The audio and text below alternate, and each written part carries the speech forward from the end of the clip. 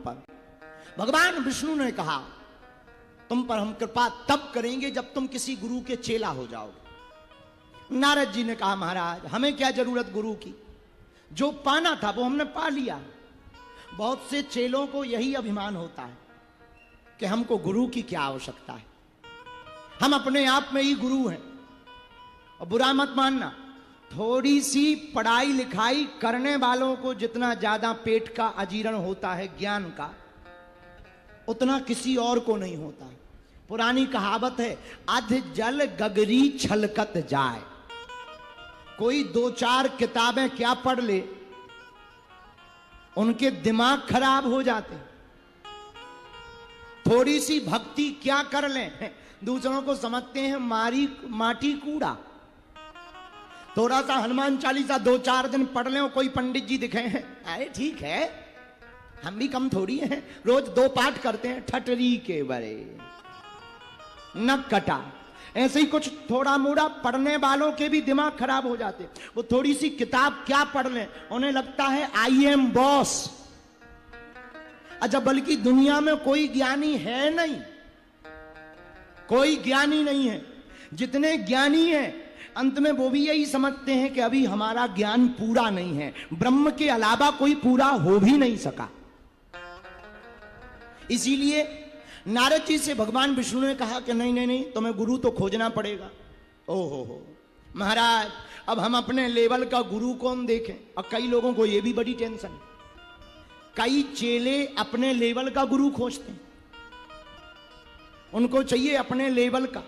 साधारण कोई मंदिर में बैठा, अरे ऐसा ही है, बड़ा भौकाल हो भारी बड़ा, जैसा हमारा टेंट है ऐसा टेंट लगा हो, 20-25 गार्ड खड़े हो, 40-50 गाड़ियां हो गए, 4-5 मंत्री हाथ जोड़े हो गए, भले ही गुरुजी हलवा ना जानते हो।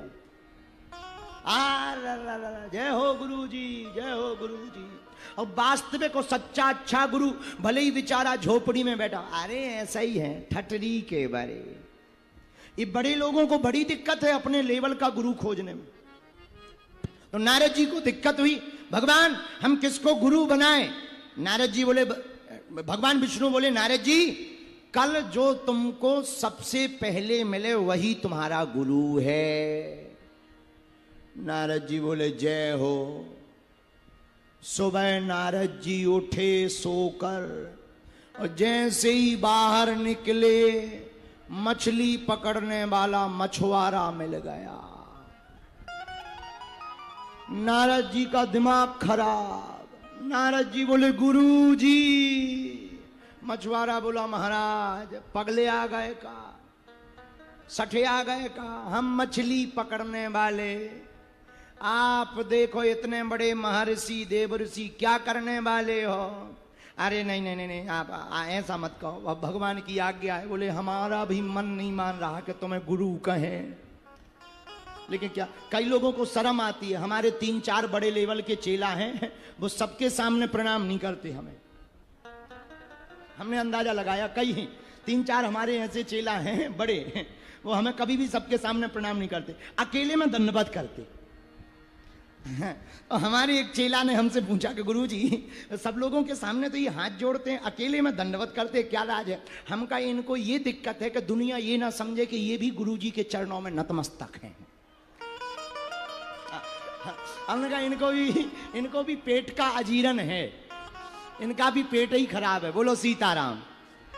एक और चेला था, अभी भी है, वो आता था तो 4 बजे सुबह आता था रोज।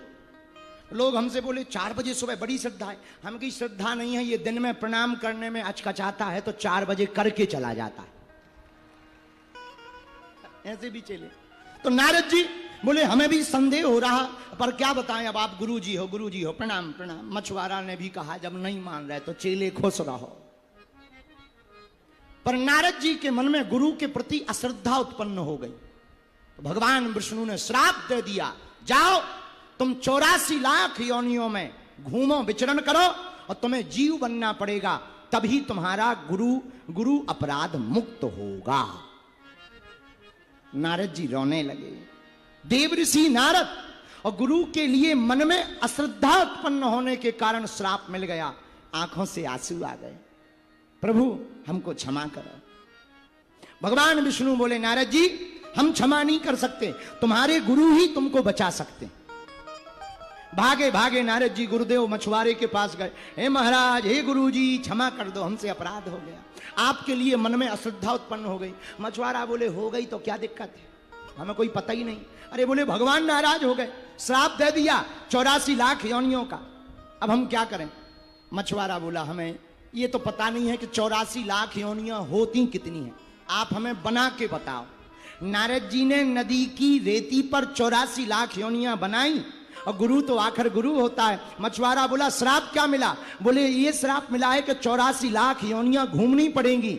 मछुआरा बोला एक काम करो, ये जो 84 लाख योनियां तुमने मिट्टी में बना रखी हैं, इसी की 3 परिक्रमा कर लो, जाओ तुम मुक्त हो जाओगे।